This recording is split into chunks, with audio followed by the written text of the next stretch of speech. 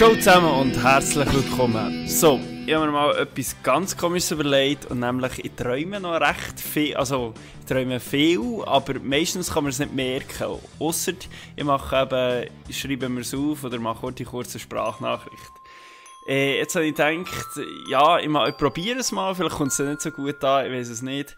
Ich probiere mal so ein Traumtagebuch auf YouTube zu machen. Sebus Traumtagebuch, Eintrag Nummer 1. Also, es war folgendermaßen. Der Traum ist gekommen nach einem Geburtstagsfestli und es war folgendermaßen. Es war so, wir waren mit der ganzen Clique, die am Geburtstagsfest war, in einem Kino. Also wir sind in einem Kinofilm schauen, aber es war irgendwie nicht so, dass man zu keinem Kontakt hatte. Man ist so wie an einem Tisch gehockt und hat so den Film geschaut. Also recht eigentlich unter den Klicken zusammen hat man den Film geschaut, im Kino. Nachher war es so, der Film war fertig und irgendwie ist das Licht angegangen und nachher hinter uns, wir sind einfach noch nicht rausgegangen und hinter uns waren so ein paar Leute, die den gleichen Pulli hatten. Sie hatten so einen gestrickten Pulli an, grün-weiss, einfach Strickmuster, das war ein bisschen anders. Es war eigentlich alles gleich.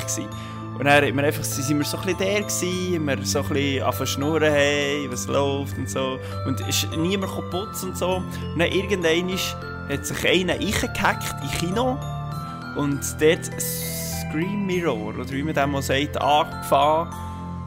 Probiert mit dem Kinobildschirm das zu machen. Es ist dann gegangen, auf irgendeiner Streaming-Plattform einfach einen Film abgeladen. Irgendeinen, wo du einfach kannst im Netz schauen, oder? Also, ja, es war einfach ganz komisch.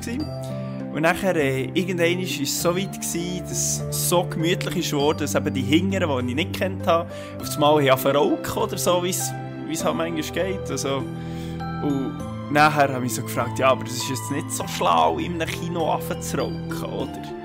Ja, und auf einmal schaue ich so hingern und dann sehe ich in einem Kino durch ein Fenster durch, wie alles brennt. Hinten nachher. Und dann habe ich so gedacht, Scheiße, wir müssen raus. Ich säckle raus, nehme meine Beine in die Hände und säckle einfach nur noch raus. Ich sehe einfach nur noch draussen. Ich bin draussen, haben viel Sanitär, Polizei und haben viel drumherum. Gehe zu einer her und sagen so, es sind noch Leute drin. Und sie so, ja, wir sind am Retten, ja, ist gut, merci. Ich habe dann so gedacht, nein, das kann ich jetzt, ich muss wieder rein, ich muss die holen. Ich kann nicht einfach so abhauen.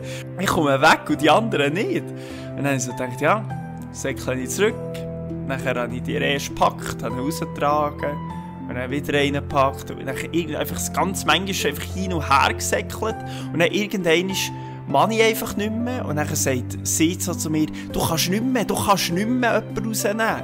Und dann merke ich einfach so, mir fehlen die Beine und die Arme. Wirklich, nur noch Stümpfe habe ich die Beine und die Arme gehabt. Und dann dachte ich, nein, ich kann nicht aufgeben, ich muss noch mal rein. Und dann bin ich tatsächlich, ich weiss nicht wie, noch mal rein und habe jemanden mit der Zunge rausgeholt. Und ab dann, als ich nachher den Typ mit der Zunge rausgeholt habe, war es irgendwie so gewesen, dass die Geschichte, die ich jetzt erzählt habe, also die ich erlebt habe, ist nachher so weit gegangen, dass nachher der, den ich gerettet habe, der Erzähler war, wie er seinen Kindern erzählt vor dem Schmine. Das ist vielleicht ein bisschen kompliziert, aber so hat es sich dann angefühlt. Er hat gesagt, ja, der hat mich dann und dann gerettet und wegen dem lebe ich noch und wegen dem gibt es euch noch. Und nachher war es fertig.